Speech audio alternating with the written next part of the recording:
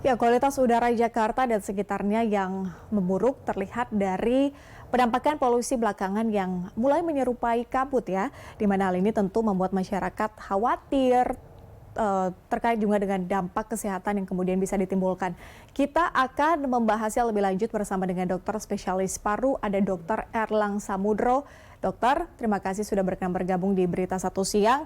Jadi kalau berbicara soal polusi nih dok, akhir-akhir ini khususnya beberapa hari ini nampaknya kita menempati posisi-posisi atas nih ya, polusi terburuk di seluruh dunia. Apa sih sebetulnya kalau bicara dampak kesehatan yang bisa timbul akibat kualitas udara yang buruk ini dok, baik itu mungkin jangka pendek maupun juga jangka panjang? Ya, baik. Eh, Kalau kita bicara tentang polusi udara, efeknya terhadap kesehatan itu ada dua. Jadi efek jangka pendek dan efek jangka panjang. Jangka pendeknya itu adalah iritasi di saluran nafas. Jadi mulai dari hidung, tenggorokan akan terjadi iritasi dan kemudian apabila iritasi ini berlanjut, itu memudahkan terjadinya infeksi. Jadi bisa terjadi infeksi saluran pernapasan akut. Jadi mulai dari batuk, pilek, terus kemudian sampai dengan terjadinya pneumonia.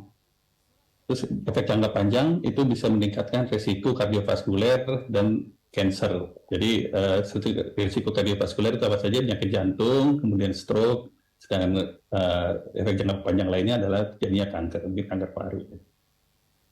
Dokter, tapi kalau berbicara soal kelompok kemudian yang paling berisiko mungkin ya, kelompok apa yang paling berisiko terganggu kesehatannya akibat buruknya kualitas udara ini? Ya.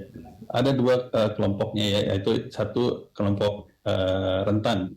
Jadi orang-orang yang mempunyai penyakit-penyakit sebelumnya, seperti misalnya penyakit pernapasan seperti asma, PPOK, terus kemudian punya penyakit komorbid yang lain, diabetes dan lain sebagainya, itu bisa memudahkan terjadinya kekambuhan dari penyakitnya. Yang kedua, kelompok rentan adalah kelompok usia tua, kemudian kelompok usia yang di bawah balita. Jadi anak-anak itu sangat rentan terjadinya infeksi di saluran nafasnya karena imunitasnya yang belum sempurna. Dokter, balik lagi tadi terkait dengan jangka pendek atau mungkin jangka panjang tadi yang dokter sebutkan. Artinya apakah bisa disebut bahwa kemudian efek jangka panjang, katakanlah jangka panjang oleh atau dari kualitas udara yang buruk dalam hal ini polusi itu artinya bisa mengurangi satu kualitas hidup, kemudian juga terkait dengan tingkat lamanya hidup. Demikian dokter, apa atau ada pandangan lain dari dokter? Ya, ada hubungannya antara lama usia harapan hidup dengan kualitas udara. Itu ada beberapa jurnal yang menyebutkan bahwa tingkat polusi juga mempengaruhi kualitas hidup dan lamanya usia seseorang. Jadi ada beberapa penelitian yang menyebutkan seperti itu. Nah, ini juga bisa disebabkan oleh karena tadi ada risiko peningkatan penyakit-penyakit kardiovaskuler. Dan tadi jadi ada penyakit-penyakit jantung, stroke, dan kemudian kanker yang meningkat seiring dengan paparan polusi udara yang terus-menerus. Seperti itu.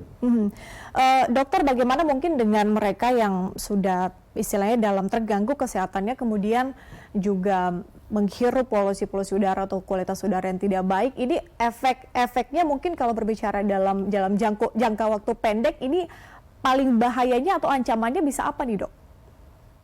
Nah, ya.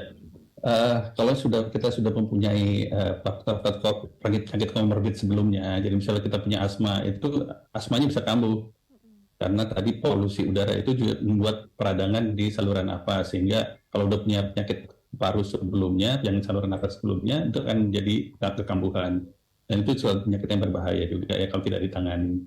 Terus ada penyakit-penyakit yang PPOK yang parunya sudah rusak. Nah, itu juga bisa terjadi kekambuhan karena memudahkan jadi infeksi di saluran nafas itu.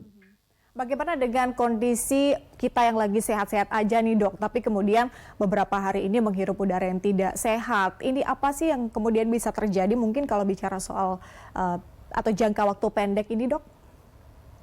Ya, yang mungkin terjadi itu iritasi di saluran nafas. Jadi kita akan mungkin batuk-batuk. Kemudian kalau kita punya sensitivitas alergi, itu kemungkinan bisa kekambuhan di asmanya, kemudian bisa rinitis atau bersin-bersin, kemudian hidung meler, pilek. Nah, itu yang mungkin terjadi. Bagaimana dengan mereka yang biasanya kan kalau misalnya akhir pekan tuh ada banyak kemudian masyarakat yang memilih untuk olahraga ya dok ya, tapi tidak mempertimbangkan adanya kualitas udara yang buruk ini. Lantas apa sih sebetulnya yang harus diperhatikan pada saat kondisi cuaca atau kondisi air ya, atau air yang kita hirup, udara yang kita hirup maksud kami, dalam keadaan tidak baik, apa sih yang harus diperhatikan saat seseorang akan melakukan olahraga?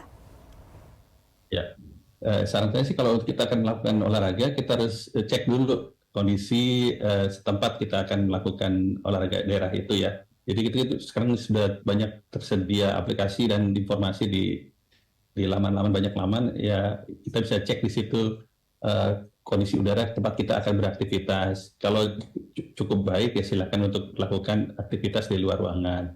Kalau udara yang cukup buruk ya kita bisa gunakan proteksi diri seperti masker. Semua jenis masker mempunyai proteksi terhadap polusi udara. Walaupun seberapa efisiennya itu tergantung dari jenis maskernya.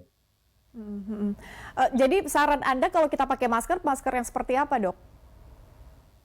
Ya tergantung. Jadi kalau kita mempunyai comorbid atau penyakit sebelumnya yang kita sangat mudah sekali terpapar dengan polusi udara, ya gunakan masker yang lebih ketat.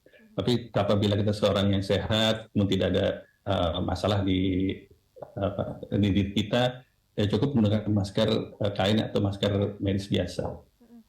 Dokter mungkin bisa Nah, kan kalau spesifik masker yang kita butuhkan pada saat-saat seperti ini, masker yang berjenis apa dok? Nah, tergantung dari kan kalau kita akan beraktivitas yang sangat berat kan butuh asupan oksigen atau udara yang lebih banyak. Kalau kita menggunakan masker yang sangat ketat, asupan oksigen dan udaranya akan terbatas. Jadi kita akan sulit untuk melakukan aktivitas yang berat. Kalau aktivitas kita ringan ya bisa menggunakan masker yang lebih ketat. Seperti itu. Jadi tergantung dari situasinya. Tergantung dari situasi dan juga kondisi atau aktivitas yang akan dilakukan. Nah dokter, lantas kemudian apa yang harus dilakukan saat seseorang mulai merasakan adanya ciri-ciri sudah merasakan dampak nih ya, atau ancaman dari polusi udara itu? Apa kemudian langkah-langkah yang harus dilakukan sebelum mungkin pergi ke tim medis?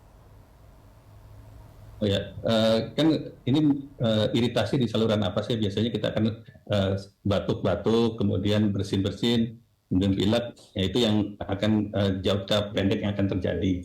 Nah, saran saya kalau durasi waktunya lebih dari 2 minggu, kita harus cepat mencari pertolongan ke petugas kesehatan. Tapi kalau selama itu masih kurang dari 2 minggu sih bisa diobati dengan obat-obat OTC yang ada di apotek biasa yang dijual bebas. Oke, apabila sudah merasakan dampak buruk dari polusi udara kurang lebih dari 2 minggu disarankan untuk langsung memeriksakan diri, begitu ya dokter ya? Baik, Iya, terima kasih. atau itu bertambah berat, yang dirasakan bertambah berat. Baik, terima kasih dokter spesialis paru Erlang Samudro atas waktunya di Berita Satu Siang. Salam sehat dokter, kita berjumpa di lain kesempatan.